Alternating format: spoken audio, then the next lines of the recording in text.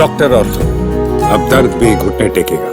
मुंबई में बीएमसी चुनाव को लेकर समाजवादी पार्टी यानी सपा ने उत्तर भारतीय वोट बैंक को साधने के लिए एक बड़ा राजनीतिक दांव खेला है। सपा ने साफ किया कि बीएमसी चुनाव में बीजेपी ने जिस उत्तर भारतीय उम्मीदवारों के टिकट काटे गए हैं, यदि वे निर्दलीय चुनाव मैदान में उतरते हैं तो समाजवादी पार्टी उन्हें समर्थन देगी। हालांकि पार्टी ने ये भी स्पष्ट किया है कि ये समर्थन केवल उन्हीं सीटों पर दिया जाएगा जहां समाजवादी पार्टी का अपना कोई उम्मीदवार नहीं होगा।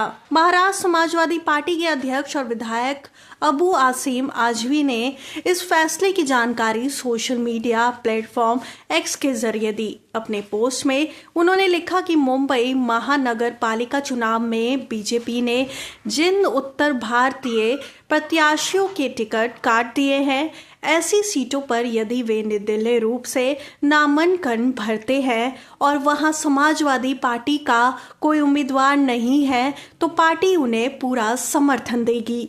इस घोषणा के बाद मुंबई की राजनीति में हलचल तेज हो गई है।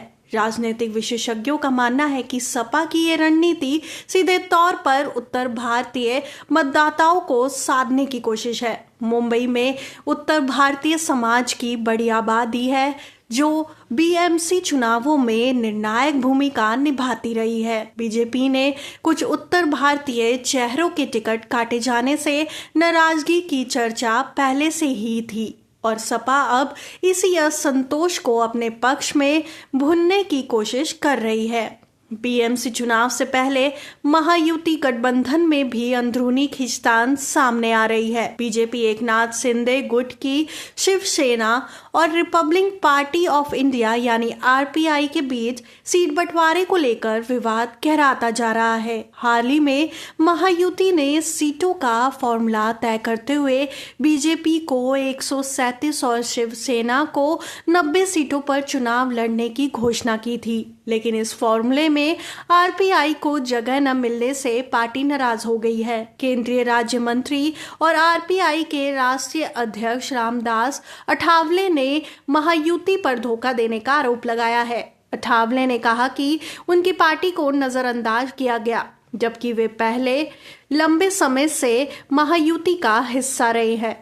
नाराज अठावले ने बीएमसी चुनाव में स्वतंत्र रूप से उतरने का ऐलान करते हुए अपनी पार्टी के 39 उम्मीदवार की पहली सूची भी जारी कर दी है। अठावले ने आरोप लगाया कि बीजेपी ने देर रात केवल 7 सीटों का प्रस्ताव दिया था, लेकिन नामांकन की अंतिम तिथि नजदीक होने के कारण नए वार्डों में उम्मीदवार उतारना अब संभव नहीं है। उन्होंने कहा कि मुख्यमंत्री देवेंद्र फडणवीस ने बीजेपी कोटे से आरपीआई को सीटें देने का निर्देश दिया था, लेकिन समय रहते इस पर कोई ठोस कदम नहीं उठाया गया। आरपीआई के अलग चुनाव लड़ने के फैसले से महायुति को झटका लगने की आशंका जताई जा रही है। मुंबई के कई इलाकों में अम्बेडकरवादी और दलित समुदाय का मजबूत प्रभाव है, जहां रामदास अठावले की अच्छी पकड़ मानी जाती है। यदि आरपीआई इन इलाकों में अपने उम्मीदवार उतारती है तो इससे दलित वोटों का बंटवारा हो सकता है, जिसका नुकसान बीजेपी और शिंदे गुट की शिवसेना को उठाना पड़ सकता है। बीएमसी चुनाव से पहले मुंबई की राजनीति में नए समीकरण बनते दिख रहे हैं। एक तरफ समाजवादी पार्टी उत्तर भारतीय वोट बैंक को साधने की कोशिश में है, तो दूसरी ओर महायुति गठबंधन के भीतर बढ़ती नाराजगी विपक्ष को मजबूत होने का मौका दे सकती है। डॉक्टर ऑर्थो, अब दर्द भी घुटने टेकेगा।